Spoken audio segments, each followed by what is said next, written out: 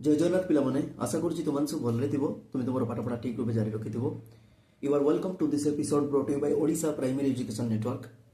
आज आम class 7 geography book रो गोटे आमर टॉपिक कवर करवा। टॉपिक टी होची परिवेश, जोटा को इंग्रजी कहती एनवायरनमेंट।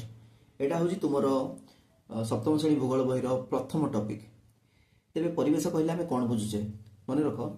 आम चतुर्पार्श्व आमको घेरी रही पहाड़ पर्वत नदी ह्रद रास्ता घाट कोठाबाड़ी जंगल ये समस्त को लेकिन सामूहिक भाव में आम परिवेश कही था।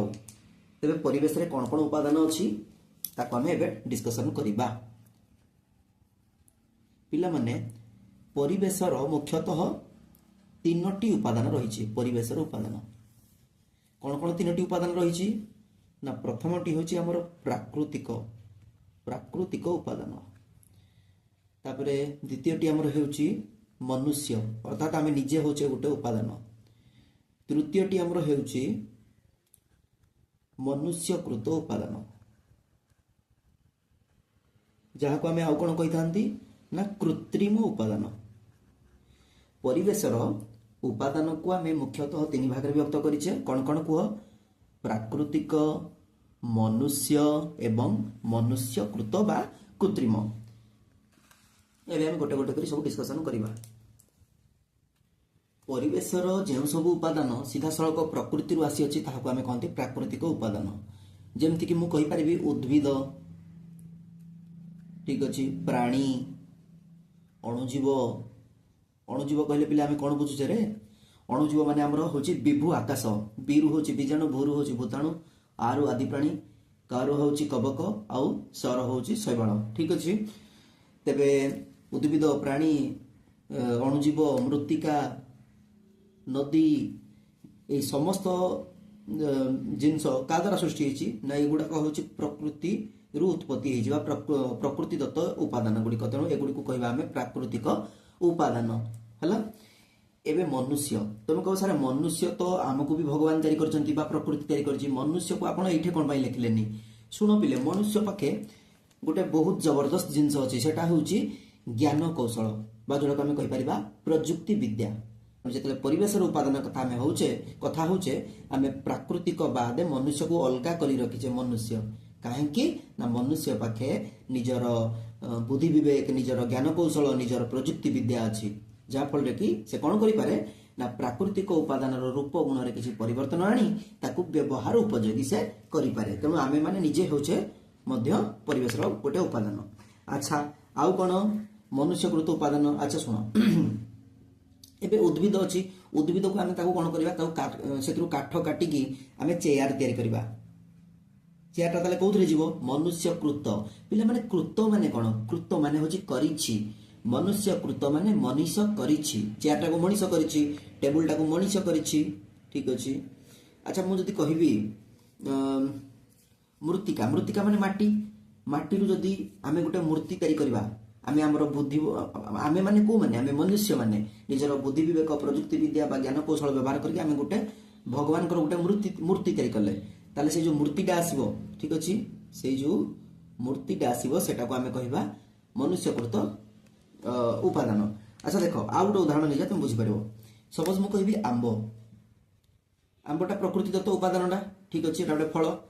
यही आंब को जदि आम से रस बाहर कर किसी केमिकाल मिसेकी ताकू आम से बाहर कर दे कोल्ड ड्रिंक बा ठंडा पानी आम तैयारी करुचे।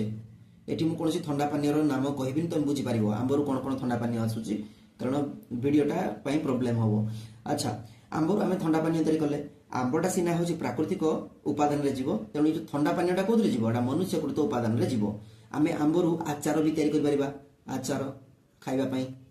तेबे ये जो आचार तैयारी कले एटा प्राकृतिक उपादान रे जीवनी, जेहेतु आम निजर बुद्धि विवेक लगेगी सृष्टि करिचे, तेणु से कृत्रिम बा मनुष्यकृत रे जीव। तुम मैंने केबे हेले प्राकृतिक उपादान नहीं केबे भी कन्फ्यूज होबनी। तुम मैंने मनुष्यकृत उपादान नहीं मध्य केबे कन्फ्यूज होबनी। तुम मैंने कन्फ्यूज होबो मनुष्य रे को जीवे, को माने जीवे मनुष्य रे व्यक्ति विशेष जीवे। व्यक्ति विशेष माने राम, दाम, श्याम, हरि, सीता, मिता ए माने समस्ते व्यक्ति विशेष। परिवार तुमको सारे परिवार माने इटा माटीर घर नाही रे पिले। ଇଟା ମାଟିର ଘରକୁ ପରିବାର କୁହାଯାଏ ନାହିଁ। ପରିବାର ମାନେ ସେଥିରେ ସ୍ନେହ ପ୍ରେମର ସମ୍ପର୍କ ଥାଏ। କିଛି ମନୁଷ୍ୟ ଥାଆନ୍ତି, ବାପା, କେହି କେହି ମା, କିଏ ଆମର ହେଉଛି ଭଉଣୀ, ସମସ୍ତଙ୍କର ଭୂମିକା ଭିନ୍ନ ଭିନ୍ନ। ତେଣୁ ମନୁଷ୍ୟମାନଙ୍କୁ ନେଇ ପରିବାର ତିଆରି ହୋଇଥାଏ। ଠିକ୍ ଅଛି। ସଂଘ, ସଂଘ ମଧ୍ୟ ଠିକ୍ ସେହିପରି କେତେ ଗୁଡ଼ିଏ କ'ଣ ମେମ୍ବର ମାନଙ୍କୁ ନେଇ ବା ସଭ୍ୟମାନଙ୍କୁ ନେଇ ସୃଷ୍ଟି ଥାଏ ଏବଂ ପ୍ରତ୍ୟେକ ସଭ୍ୟ ଯଦି ଗୋଟେ ଗୋଟେ ମନୁଷ୍ୟ। ଧର୍ମ, ଧର୍ମ କହିଲେ କ'ଣ ପିଲାମାନେ? ଧର୍ମର ନିଜର କିଛି ଅସ୍ତିତ୍ୱ ନାହିଁ। ଆମ ମନୁଷ୍ୟଙ୍କର ପାଇଁ ତାହା ସୃଷ୍ଟି ହେଇଛି। ମନୁଷ୍ୟମାନଙ୍କର ବିକାଶ ପାଇଁ, ମନୁଷ୍ୟମାନଙ୍କର ଚେତନା ଜାଗ୍ରତ କରିବା ପାଇଁ ତାହା ସୃଷ୍ଟି ହେଇଛି। ତେଣୁ ଧର୍ମ କହିଲେ ଆମ ମନୁଷ୍ୟମାନଙ୍କୁ ବୁଝାଉଛି। ଅର୍ଥାତ୍ ଧର୍ମ କହିଲେ ଯିଏ ଆମ ମଣିଷକୁ ପ୍ରକୃତ ପକ୍ଷେ ଗୋଟେ ଭଲ ମଣିଷ କରିପାରେ ସିଏ ହେଉଛି ଧର୍ମ। ଠିକ୍ ଅଛି। ଦୁନିଆରେ ବହୁତ ପ୍ରକାର ଧର୍ମ ଅଛି। ହିନ୍ଦୁ, ମୁସଲମାନ, ଶିଖ, ଇସାଇ, ଏମିତି ବହୁତ ପ୍ରକାର ଧର୍ମ ତୁମେ ପାଇପାରିବ।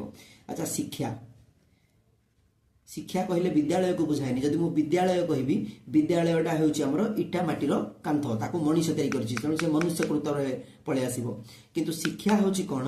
ଶିକ୍ଷା ହେଉଛି ସେଇ ସବୁ ଜ୍ଞାନର ସମାହାର ଯାହା ଆମକୁ ସକାରାତ୍ମକତାରେ ଭରପୁର କରେ ଏବଂ ଆମକୁ ପ୍ରକୃତ ପକ୍ଷେ ଗୋଟେ ଭଲ ମଣିଷ କରିଥାଏ। ଆଉ କ'ଣ ହେଇପାରିବ? ଅର୍ଥନୀତି, ଅର୍ଥନୀତି। ଆଉ କ'ଣ ହେଇପାରିବ? ରାଜନୈତିକ ପରିସ୍ଥିତି ବା ରାଜନୀତି ମୁଁ ଲେଖିପାରିବି। ପିଲାମାନେ ମନେ ରଖିଥାଅ, ଏଇ ସବୁ କି ୱାର୍ଡ ଗୁଡ଼ା ମନେ ରଖିଦିଅ। এইগুড়াক ମନୁଷ୍ୟରେ ଆସୁଛି। ତେଣୁ ତ ସାର୍ ପ୍ରାକୃତିକରେ ଆମେ କେମିତି ଜାଣିବୁ? ଏଇଟା ଅତ୍ୟନ୍ତ ସହଜ। ଯେଉଁ ସବୁ ଜିନିଷ ଗୁଡ଼ାକ ସିଧାସଳଖ ପ୍ରକୃତିରୁ ଆସିଥିବ ସେ ହେଉଛି ପ୍ରାକୃତିକ ଉପାଦାନ। ଯେଉଁ ସବୁ ଚେୟାର ଗୁଡ଼ିକ, ଯେଉଁ ସବୁ ଉପାଦାନ ଗୁଡ଼ିକ ମନୁଷ୍ୟ ନିଜେ ତିଆରି କରିଥିବ, ଯେଉଁ ସବୁ ବସ୍ତୁ ଗୁଡ଼ିକ, ସପୋଜ ମୁଁ କହିବି ଏଇ ସ୍କେଚ୍ ପେନ୍ଟା, এটা মনুষ্য তৈরি করেছে, তেমন এটা হচ্ছে মনুষ্যকৃত উপাদান। ইয়ে বি আম পরিবেশর গোটে উপাদান। ইয়ে হচ্ছে কেউ উপাদান না, মনুষ্যকৃত উপাদান। আশা করছি তোমার বুঝিপারিথিব। এবে কথা ହେଉଛି ভৌতিক পরিবেশ କ'ଣ ଆମେ ଟିକେ ডিসকসন କରିବା। ভৌতিক পরিবেশ, পরিবেশর ভৌতিক উপাদান গুড়িক নেইকি ভৌতিক পরিবেশ সৃষ্টি। ভৌতিক উপাদান কহিলে କ'ଣ ଆମେ বুঝিবা? জল, স্থল, বায়ু এ সমস্ত কু নেইকি ଆମର ভৌতিক পরিবেশ গঠিত ହୋଇଥାଏ।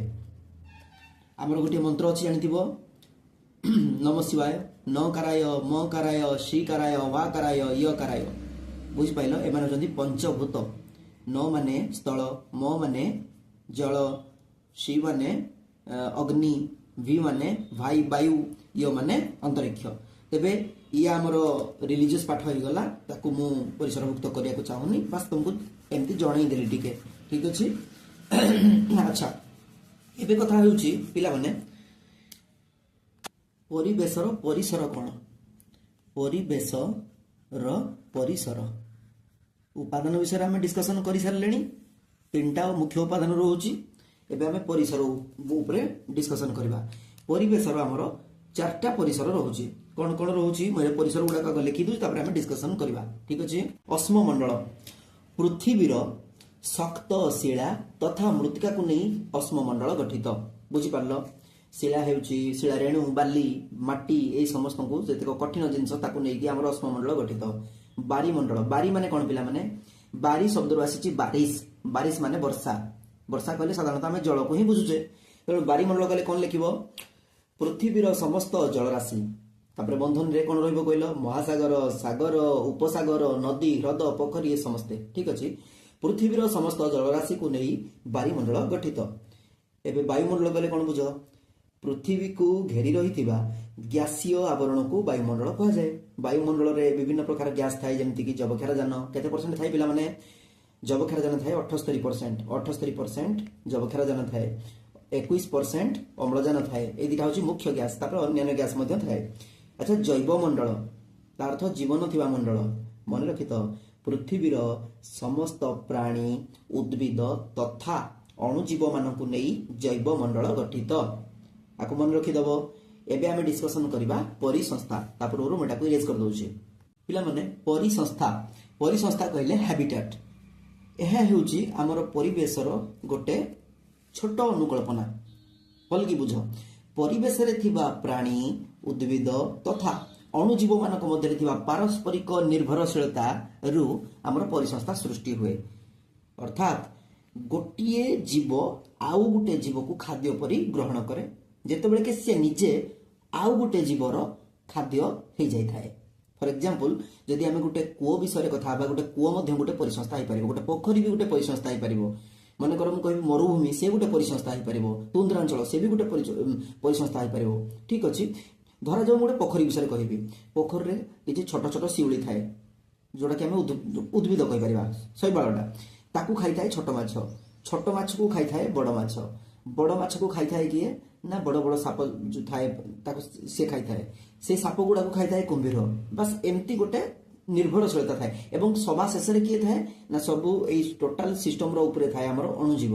এই ସମସ୍ତେ ମାନେ ପରସ୍ପରକୁ ଖାଇ ପିଇକି ନିଜେ ଯେତେବେଳେ ମରିଯାଆନ୍ତି, ଅଣୁଜୀବ ସେମାନଙ୍କୁ ଅପଘଟନ କରିକି ପୁଣି ତାକୁ ପଞ୍ଚଭୂତରେ ଲୀନ କରିଦିଏ। ପଞ୍ଚଭୂତ ମାନେ ସେଇ ମୁଁ କହିଥିଲି ଯୋଉ କ'ଣ ସ୍ଥଳ, ଜଳ, ଅଗ୍ନି, এই ସମସ୍ତ ଅଲରେଡି ପଞ୍ଚଭୂତ ମୁଁ କହିସାରିଛି। ଆଚ୍ଛା ପିଲେ ମନେ ରଖିଥାଅ, ଆଉ ଗୋଟେ ଜିନିଷ ସବୁବେଳେ ପଡ଼େ, ବିଶ୍ୱ ପରିବେଶ ଦିବସ। ଆମେ ପରିବେଶକୁ ଯଦି ଭଲ ରଖିବା ନିଜେ ମଧ୍ୟ ସୁସ୍ଥ ରହିବା। ତେଣୁ ବିଶ୍ୱ ର ମଙ୍ଗଳ ପାଇଁ ବା ପରିବେଶର ମଙ୍ଗଳ ପାଇଁ ଆମେ ଗୋଟେ ସଚେତନତା ଦିବସ ପାଳନ କରୁଛେ। ସେଟା ହେଉଛି ଆମର ଜୁନ 5। ଜୁନ 5 ହେଉଛି ଆମର କ'ଣ ବିଶ୍ୱ ପରିବେଶ ଦିବସ। ତେବେ ପିଲାମାନେ ଏହା ଥିଲା ତୁମର କ୍ଲାସ 7 ଜିଓଗ୍ରାଫିର ଫାଷ୍ଟ ଟପିକଟି। ତେବେ ଆଶା କରୁଛି ତୁମମାନେ ଟପିକଟିକୁ ବୁଝିପାରିଥିବ। ଯଦି ତୁମର କିଛି ଡାଉଟ୍ ଥାଏ ତୁମେ କମେଣ୍ଟ ବକ୍ସରେ ପଚାରିପାର। ଭଗବାନ ତୁମର ମଙ୍ଗଳ କରନ୍ତୁ। ଜୟ ଜଗନ୍ନାଥ।